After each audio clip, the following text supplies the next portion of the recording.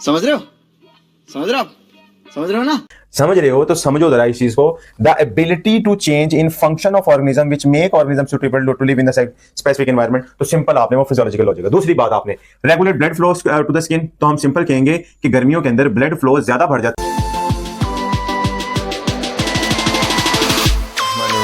अस्सलामु अलैकुम dear student, this is your biology instructor, FSC biology instructor Dr. SN Majid, SN Biobola with the same name, and that one is basically today I will discuss the lecture and that is a FSC second year। और FSC second year के अंदर जो topic है that one आज आपने याद रखना है, that is a regulation of heat exchange between the animals and the environment।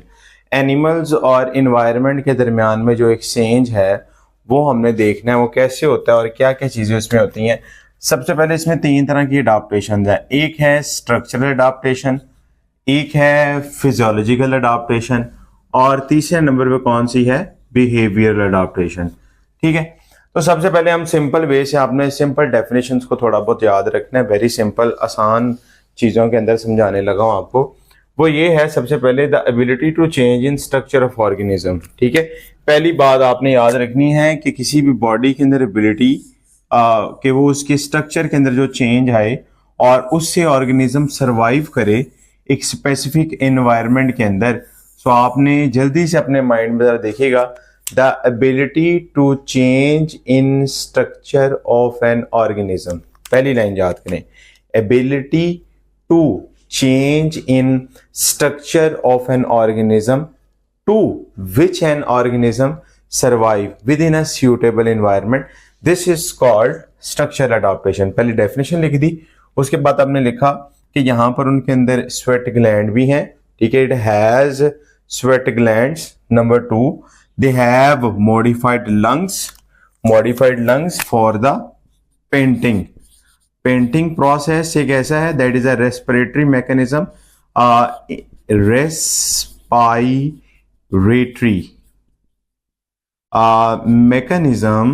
Mechanism in dogs. कुत्तों के अंदर ये मैकेनिज्म होता है।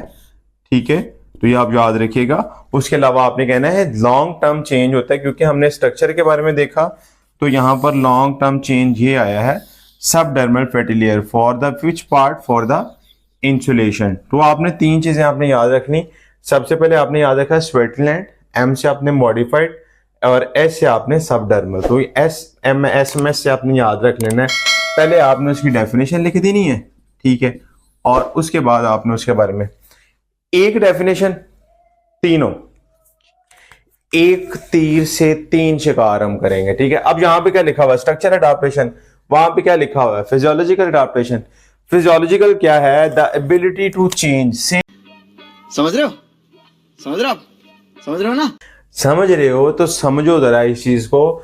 The ability to change in function of organism which make organism suitable to live in the specific environment. तो simple आपने वो physiological logic है। दूसरी बात आपने regulate blood flow to the skin, तो हम सिंपल कहेंगे कि गर्मियों के अंदर ब्लड फ्लो ज्यादा बढ़ गया, ज्यादा ताकि रिमूव हो सके, और लोअर ब्लड फ्लो इसमें सर्दियों के अंदर, लेकिन ताकि हमारी बॉडी के अंदर मिनिमाइज किया जा सके हीट लॉस को। ठीक है, तो ये भी आपने बात याद रखनी है कि सर्दियों के अंदर और गर्मियों में, जैसे अभी सर्दी है तो मैं सर्दी के अंदर मैं तो कोई लाइक फॉर एग्जांपल मैं कोई यहाँ पर अगर चाहूँ तो मैं शर्ट उतार के या ये अपनी ड्रेसिंग को चेंज करके तो मैं तो नहीं ऐसे रह सकता।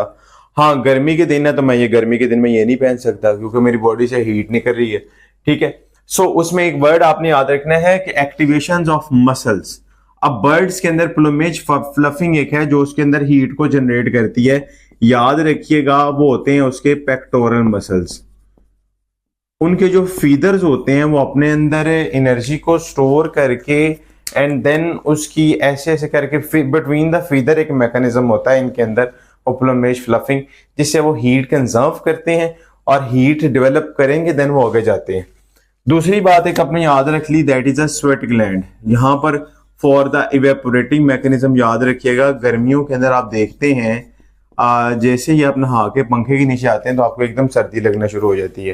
पेपर में आपको क्वेश्चन भी पढ़ा हुआ है, इवेपोरेशन कॉज कूलिंग। ठीक है, ये पढ़ के आ गया मैं, ठीक है जी। जहां तक जो भी चीजें आपने पढ़ी है उम्मीद करता हूं ये आपको समझ आ गई होंगी, ठीक है। अब इसके अंदर अगर हम बात करें what is the behaviour adaptation, same वही बात, the ability to change in behaviour of an organism. क्या बात है? बिहेवियर। जहां पर आपने स्ट्रक्चर की बात की, फंक्शन की बात की, अब हम उसके बात कर रहे हैं बिहेवियर की। बाकी की लाइन आपने क्या रखनी है? सेम, जैसी थी वैसी थी, जैसी रहेगी वैसी रहेगी। तो जिसमें the ability to change in behaviour of organism which make organism suitable in the suitable environment, that is called behaviour adaptation. मिसाल के तौर पर लिजर्ड छिपकली, ठीक है, ये हीट को गेन करने के लिए कोल्ड विंटर में सूरज में चले जाती है ताकि उसे हीट मिल सके, ठीक है। ग्राउंड स्क्वेरल, गुलेरी जो है, ठीक है, अपने बिल में छुप जाती है मिड डे के ऊपर, तो ये उसका एक बिहेवियर है, जैसे उसने देखना उसने अपने को छुपा लेना है। तो आपने तीन, ये पेपर में क्वेश्चन भी इंपॉर्टेंट है, लेकिन बाद में बच्चे कहते हैं सर ये थोड़ा सा मुश्किल लगता है, तो मुश्किल मैंने आसान कर दिया, स्वेटलैंड मॉडिफाइड एसएमएस की फॉर्म दे दिया। इधर आपने पीएस पाकिस्तान सुपर से याद कर लेना है, इधर एसएमएस से याद रख लेना है। बिहेवियर अडॉप्टेशन मैंने